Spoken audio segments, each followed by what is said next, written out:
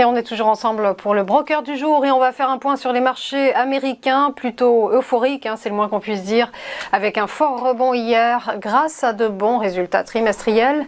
Une accalmie dans un ciel bien sombre pour les indices à cause de l'inflation toujours très vive. David Derry.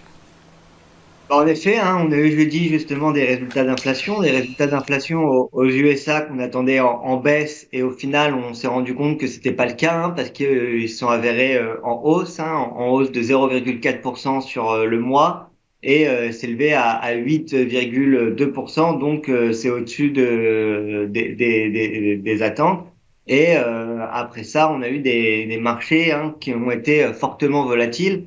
Parce que justement, à l'annonce du CPI, on a eu une forte baisse des marchés qui avaient atteint leur plus bas annuel, d'ailleurs, à la suite de cette annonce. Le Nasdaq, il était arrivé aux 10 500 points, le S&P aux 3 500 points, et le Dow Jones aux 28 500 points. Et après ça, justement, on a eu un fort rebond des marchés, sans réelle raison que on pourrait expliquer. En tout cas, peut-être les résultats étaient un catalyseur, parce que comme on le disait, ils ont été moins pires qu'attendu. On reviendra tout à l'heure dessus avec les banques. Mais du coup, on a des marchés qui rebondissent et qui depuis repartent à la hausse. Et je dis justement, à la suite de la baisse et de l'annonce du CPI, ils ont repris presque 1000 points directement dans la foulée. Et donc voilà, on a des marchés assez volatiles, mais on le voit que malgré des nouvelles macroéconomiques qui sont pourtant pas terribles, et une inflation malgré les hausses des taux de la Banque centrale et de la Fed, on voit que les marchés ont envie de repartir à hausse. En tout cas, les investisseurs pour le moment semblent avoir répondu présent à des niveaux clés. Pour rappel, 3500 sur le S&P, c'était 10 500 sur le Nasdaq, et c'était 28 500 sur le Dow Jones, et on est parti rebondir à ces niveaux-là. Donc maintenant, on espère que ça va continuer, notamment avec une saison des résultats. Et si les résultats s'annoncent bons, on pourrait justement ça pourrait être un catalyseur positif pour la suite sur les marchés financiers. Évoquons à présent les banques, comme JP Morgan, Morgan Stanley, qui ont commencé à publier leurs résultats et ceux-ci font preuve de solidité. Ils sont quand même en baisse, pour la plupart des banques, les résultats. Mais disons que c'est moins pire qu'attendu. Et donc on a des banques qui profitent de ces nouvelles pour rebondir. Et on a eu notamment presque toutes les banques américaines justement qu'on peut partager leurs résultats.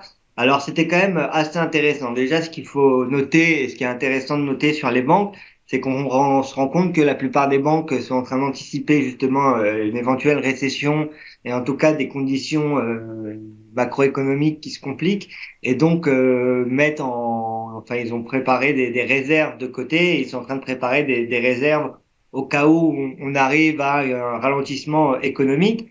Donc on voit que JP Morgan, ils ont mis 808 millions de dollars de réserves. Citi, de leur côté, ils ont ajouté 370 millions de dollars à leurs réserves, et Wells Fargo 385 millions. Donc voilà, on voit en tout cas que les banques se préparent au cas où sur les prochains trimestres, au cas où ils auraient notamment des problèmes pour les remboursements de crédit ou autres.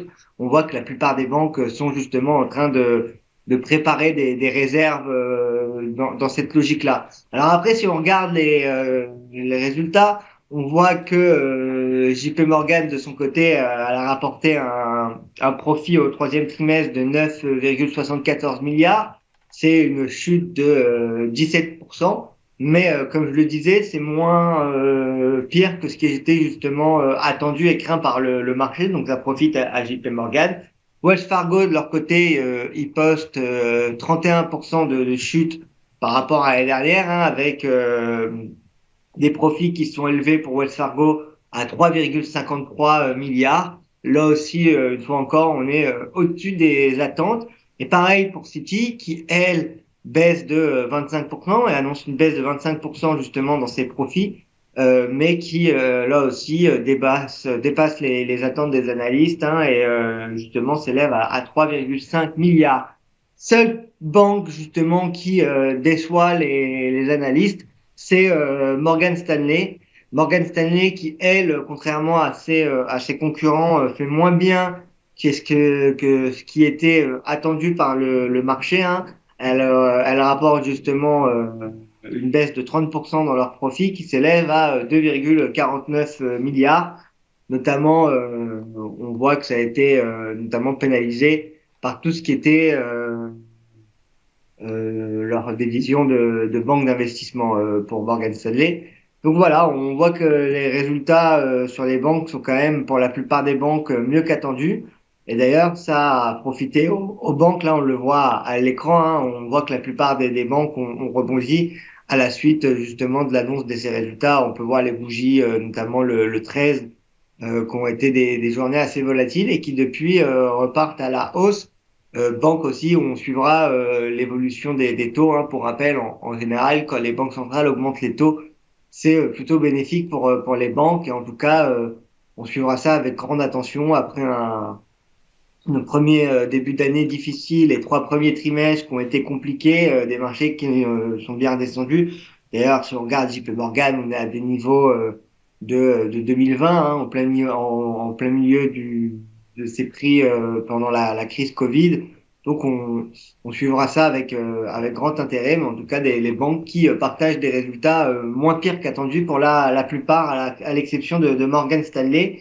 Et puis, cette semaine, on suivra notamment Bank of America ou Goldman Sachs aussi, qui devrait publier dans les grandes banques. Et on suivra également avec attention les résultats d'autres grosses sociétés comme Tesla ou encore Netflix.